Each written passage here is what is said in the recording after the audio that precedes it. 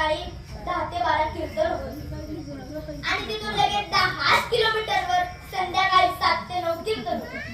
दिवस उन्हाळ्याचे. सकाळचं 10 ते 12 कीर्तन केलं